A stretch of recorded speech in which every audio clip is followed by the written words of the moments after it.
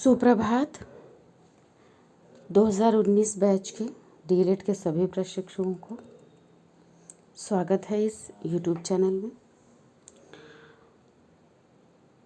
आशा है आप सभी अपने अपने घरों में स्वस्थ होंगे, सुरक्षित होंगे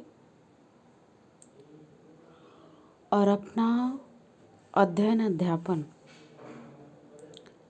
जारी रखे होंगे। आप सभी के लिए पुनः ये ऑनलाइन शिक्षा प्रारंभ की गई है, जिसमें हम पढ़ाएंगे आपको आपके 4th सेमेस्टर का ही एक सब्जेक्ट, आरंभिक स्तर पर भाषा एवं गणित के पठन लेखन क्षमता का विकास। इस विषय में सबसे पहला जो आपका टॉपिक है वो है पठन एवं लेखन का अर्थ एवं महत्व। पढ़ने और लिखने का क्या अर्थ है और क्या इसका महत्व है। तो इसमें हम आज जो टॉपिक लिए हैं वो है पठन। आखिर क्या है पठन कौशल, क्यों ज़रूरी है और क्या इसका महत्व है, इसके बारे में विस्तार से हम जानेंगे। पठन का जो अर्थ है वो है पढ़ना। अब पढ़ना भी किस तरीके का, इसे एक परिभाषित रूप में हम इस प्रकार व्यक्त कर सकते हैं, जैसे किसी शब्द या वाक्य को, कोई भी शब्द या वाक्य के अर्थबोध व भाव को ग्रहण करते हुए पढ़ना ही पठन कौशल है। यानी जब हम किसी शब्द या वाक्य को उसी अर्थ और उसी भाव में ग्रहण करते हैं तो ही वह पठन कौशल कहलाता है। इसमें एक परिभाषा है डॉक्टर उमा मंगल जी की, उन्होंने बहुत ही अच्छे तरीके से व्यक्त किया है। वास्तव में लिखित सामग्री को पढ़ते हुए अर्थ प्रकट करने की प्रक्रिया को पठन या वाचन कहते हैं।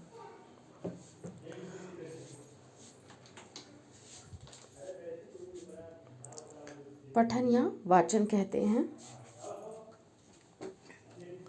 यानी कि जो भी लिखित सामग्री है उसे पढ़ते हुए हम उसका अर्थ भी ग्रहण कर पाएं, यह चीज़ बहुत ही आवश्यक है। अब इन परिभाषाओं को देखते हुए हमने कुछ मुख्य बातें निर्धारित की हैं। इसमें हमने 3 लिख दिया है त्रुटिवश, किंतु 4 बातें हमने सामान्यतः नीचे बताई हैं।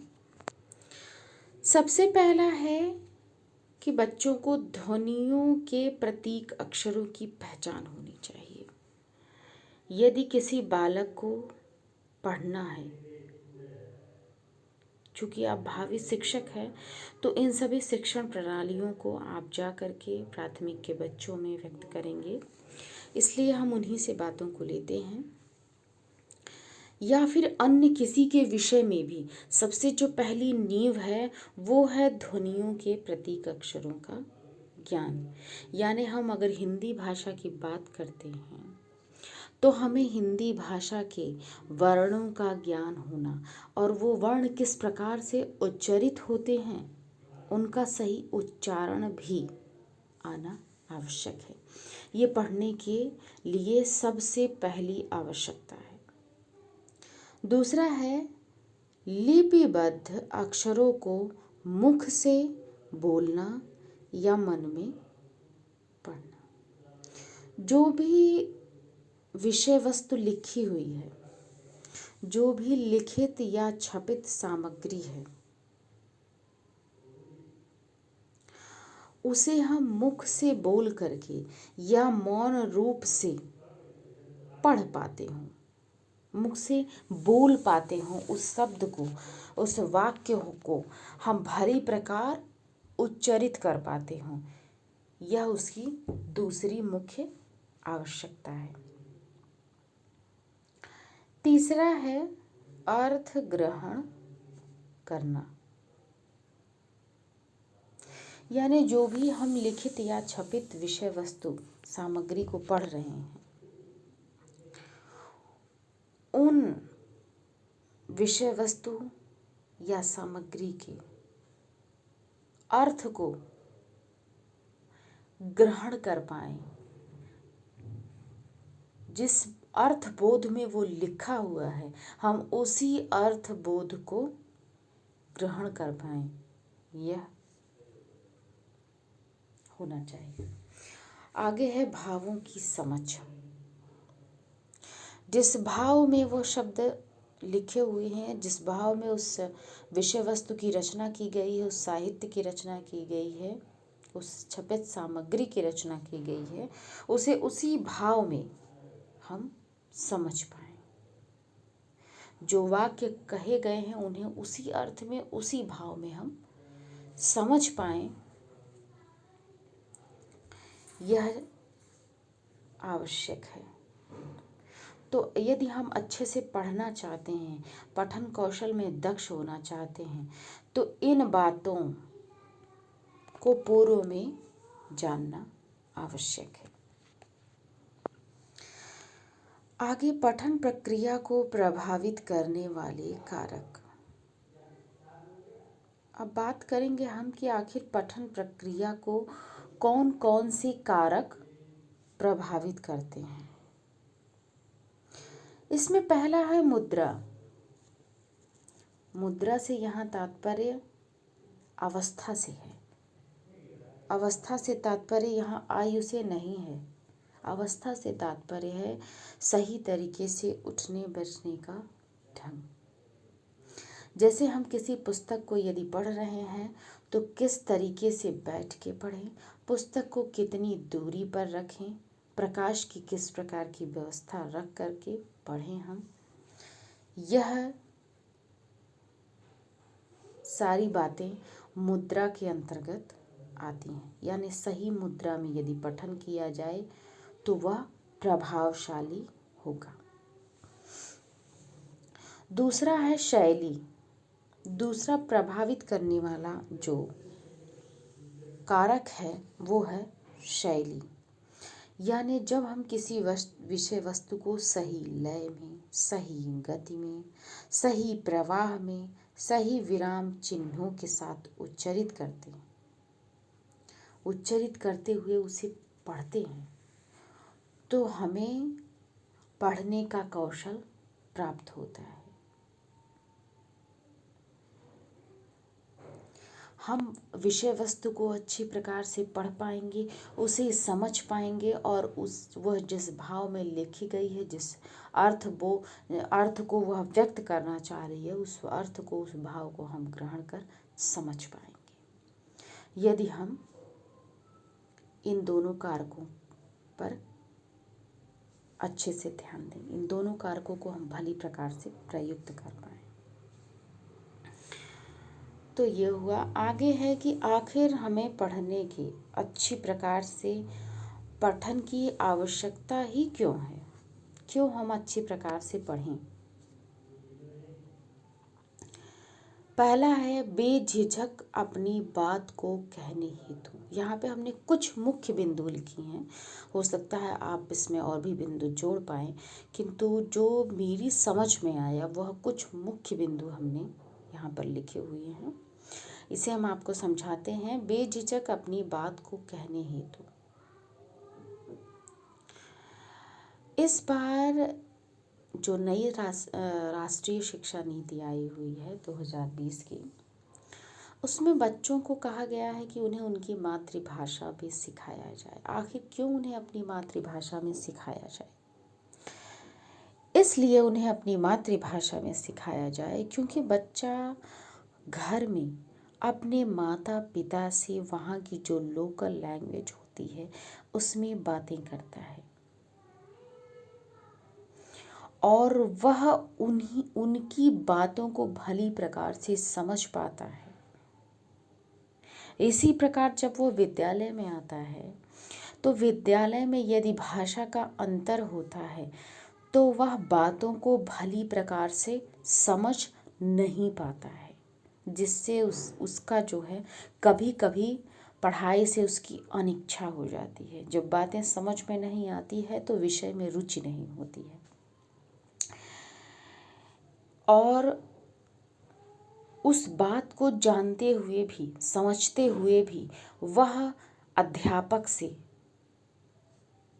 उस विषय में अपनी राय को, अपनी समझ को बता नहीं पाता है। इसलिए भी आवश्यक है कि पठन कौशल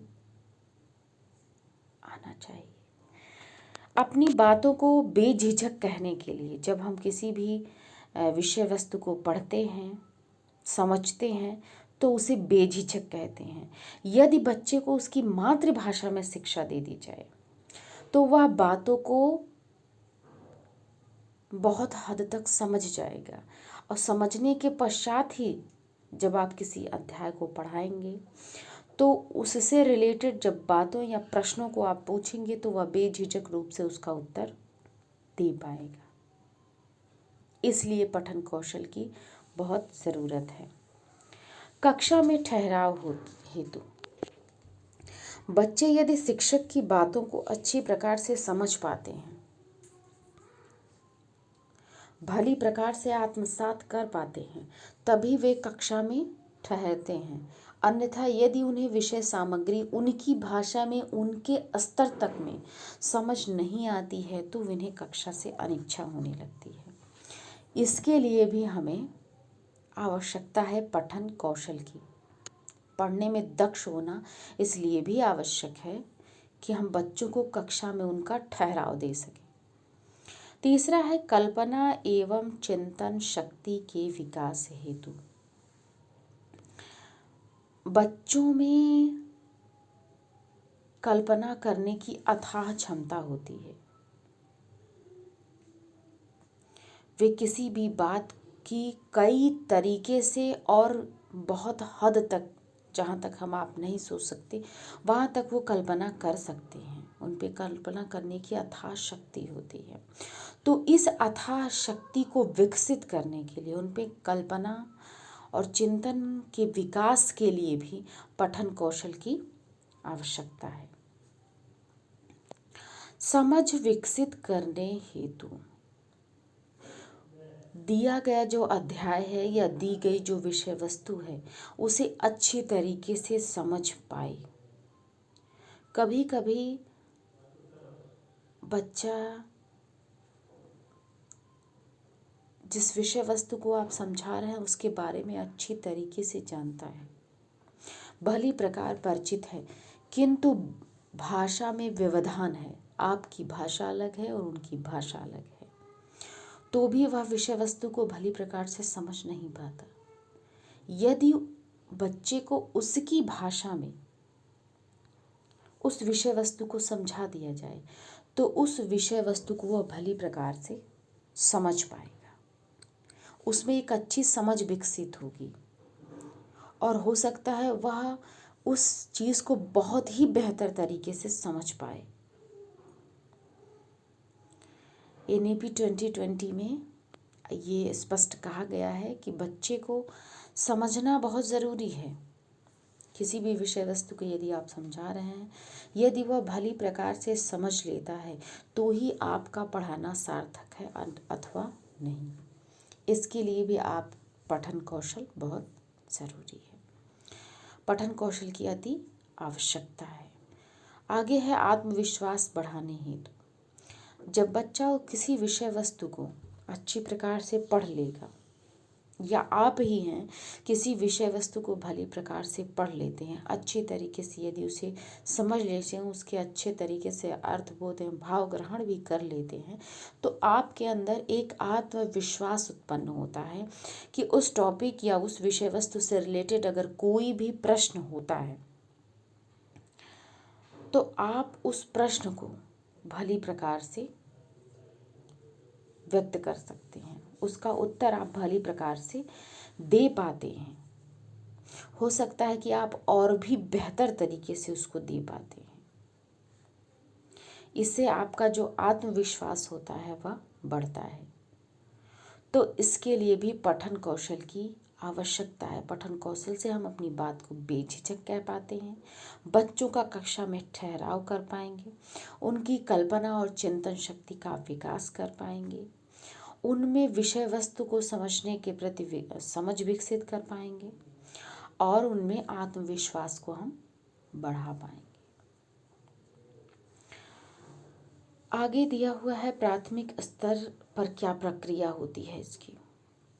यह आपके लिए बहुत ही महत्वपूर्ण है क्योंकि आप भावी शिक्षक हैं और यहाँ से जाने के बाद आपको प्राथमिक स्तर के बच्चों को पढ़ाना है। प्राथमिक स्तर में बच्चे किसी भी विषय वस्तु के प्रति जो सामान्य जानकारी है वे तो उन्हें प्राप्त होती है, परंतु विशेष जो जानकारी है वो आपके द्वारा ही प्राप्त होगी। यदि उसे भली प्रकार से समझाया नहीं गया तो पढ़ाई निरर्थक हो जाती है। इसलिए प्राथमिक स्तर पर किसी भी बच्चे को इन प्रक्रियाओं से गुजारना अच्छा होता है।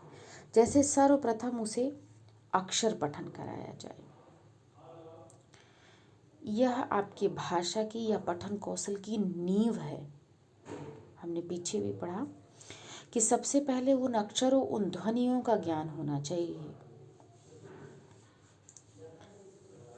जैसे अ, क, च, पा, यहाँ पे कुछ ध्वनियाँ हमने कुछ वर्ण लिखे हैं, किंतु वर्णमाला अ से लेकर के ज्ञ तक संपूर्ण अक्षरों का भली प्रकार से ज्ञान बच्चे को होना चाहिए।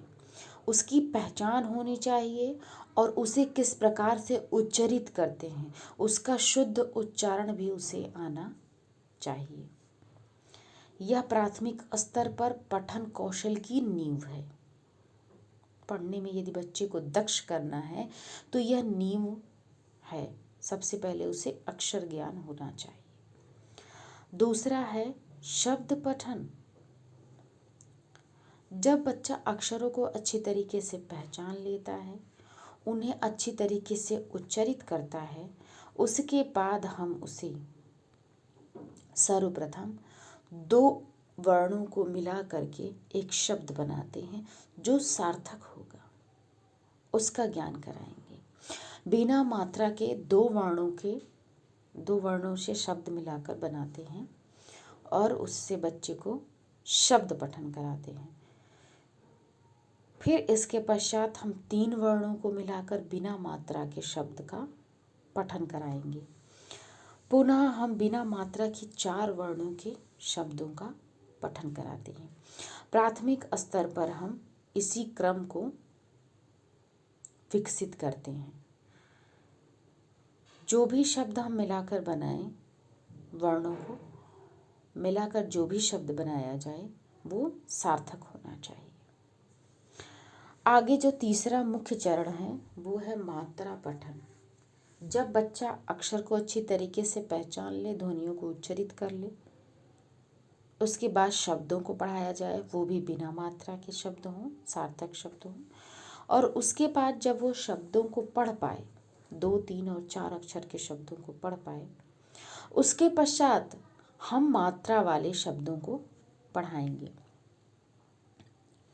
जैसे आम, कोयल, इसी प्रकार के कोई भी शब्द आप ले सकते हैं जिसमें मात्रा हो। धीरे धीरे बड़े आ की मात्रा, फिर छोटी, फिर बड़ी ई, इस प्रकार से क्रम से हम उन्हें विभिन्न स्वरों की मात्राओं का ज्ञान कराएंगे और उन्हें किस प्रकार से उच्चरित करते हैं इसका भी ज्ञान कराएंगे। आगे है कि पठन कौशल का यानी पढ़ने का क्या महत्व है, क्यों पढ़ना महत्वपूर्ण है, इसके बारे में जानें। इसमें हो सकता है कि बहुत सारे महत्व हों, परंतु यहाँ पर हमने कुछ ही महत्व लिखे हैं जो हमने महत्वपूर्ण समझा। पहला है श्रवण की अपेक्षा पठन से अधिक स्थायी ज्ञान की प्राप्ति होती है। जब हम किसी बात को सुनते हैं तो शायद उसका कुछ अंश रह जाता है, नहीं समझ पाते हैं। किंतु यदि वह हम लिखित रूप में लिखा हुआ हो, उससे लिखित रूप में मिल जाए और उसे हम पढ़ते हैं, तो सुनने की अपेक्षा हम उसे अधिक अच्छी प्रकार से समझ पाते हैं और उसका जो पढ़ने का ज्ञान होता है वो अधिक अस्थायी होता है सुनने की अपेक्षा। दूसरा है विषय वस्तु का भाव युक्त अर्थ ग्रहण होता है। यदि हम सही गति, सही लय, सही प्रवाह के साथ सही अवस्था में पढ़ते हैं तो जो लिखित या छपित सामग्री है उस विषय वस्तु का हम उसी अर्थ में और उसी भाव में ग्रहण कर पाते, उसे उसी प्रकार से समझ पाते हैं। तीसरा है सुनने में जो अशुद्धियां रह जाती हैं उनका पढ़ने से निवारण किया जा सकता है। कभी कभी हम सुनते हैं, सुनने में कुछ छूट जाता है या फिर हम सही से यदि उच्चरित करते हैं उन्हीं शब्दों को, उन्हीं बातों को, उन्हीं वाक्यों को, तो इससे हमारी वर्तनी शुद्ध होती है। यानी जो हमारी वर्तनी से संबंधित अशुद्धियां होती हैं वो पढ़ने से दूर हो जाती हैं। क्योंकि पढ़ना दो तरीके का होता है, एक मौन पठन होता है और एक सस्वर पठन होता है। तो सस्वर पठन में हम उनको जब अपने मुख से उच्चरित करते हैं तो वर्तनी की जो अशुद्धि है वह दूर हो जाती है। अगला है ज्ञानोपार्जन का मुख्य साधन है। यह जो पठन कौशल है या पढ़ना है, इसके द्वारा हम अधिक से अधिक ज्ञानार्जन कर सकते हैं। हमें जिस भी भाषा का साहित्य सीखना है या जिस भी भाषा के ग्रंथों का ज्ञान प्राप्त करना है, वह किसी भी विषय वस्तु से संबंधित ज्ञान हो सकता है, किसी भी विषय वस्तु से संबंधित ग्रंथ हो सकता है या विश्व की किसी भी भाषा से संबंधित ग्रंथ हो सकता है। यदि हम वहाँ की लिपि को जानते हैं, पहचानते हैं उनके अक्षरों को, तो वहाँ की विषय वस्तु को पढ़ करके हम उस ग्रंथ से ज्ञान को प्राप्त कर सकते हैं। और इसी प्रकार पढ़ने से हम अधिक से अधिक ज्ञान प्राप्त कर सकते हैं, क्योंकि पढ़ने से जो ज्ञान प्राप्त होता है वह अधिक स्थायी भी होता है और अधिक प्रमाणित भी होता है। इसलिए पठन कौशल से हम अधिक से अधिक ज्ञानार्जन कर सकते हैं या अधिक से अधिक ज्ञान उपार्जित कर सकते हैं या अधिक से अधिक ज्ञान उपार्जित करने का यह मुख्य साधन है। तो हमने आज जो चर्चा की पठन कौशल पर या पढ़ने पर, उसमें पढ़ना क्या है, पढ़ने का अर्थ क्या है, उसे अगर हम परिभाषित रूप में लिखना चाहें तो किस तरीके से लिखें, पढ़ने के लिए जो प्रमुख बातें हैं वो कौन कौन सी हैं जिनसे हम पढ़ने में कौशल प्राप्त कर सकते हैं, पठन की जो प्रक्रिया है उसे प्रभावित करने वाले कौन कौन से कारक हैं, किन कारकों से यह पठन प्रक्रिया प्रभावित होती है, इसकी आवश्यकता ही क्यों है, क्यों हम पढ़ने में दक्ष हों या पढ़ने में निपुण हों, इसकी आवश्यकता ही क्यों है, ये चीज़ें। और सबसे इम्पोर्टेंट बात जो है वो ये है कि प्राथमिक स्तर पर इसकी क्या प्रक्रिया है। प्राथमिक स्तर पर हम एक बच्चा जो कि जिसका दिमाग बिल्कुल कोरी पटरी है, उस पर हम किस तरीके से इन सब बातों को, विषय वस्तु को किस तरीके से इस पठन कौशल को विकसित करने के लिए क्या नींव रखें और किस प्रकार उसे इसमें दक्षता प्राप्त कराएं, इसका ज्ञान होना आवश्यक है। और अंतिम है कि इसका महत्व क्या है, पढ़ने का महत्व क्या है, इसके बारे में हमने जाना। तो आज के टॉपिक आशा करते हैं हम कि आपको बिल्कुल समझ में आ गई होगी। आज के लिए हम इतना ही, आगे अन्य टॉपिक पर भी हम चर्चा करेंगे धीरे धीरे। अंत में आप सभी का धन्यवाद।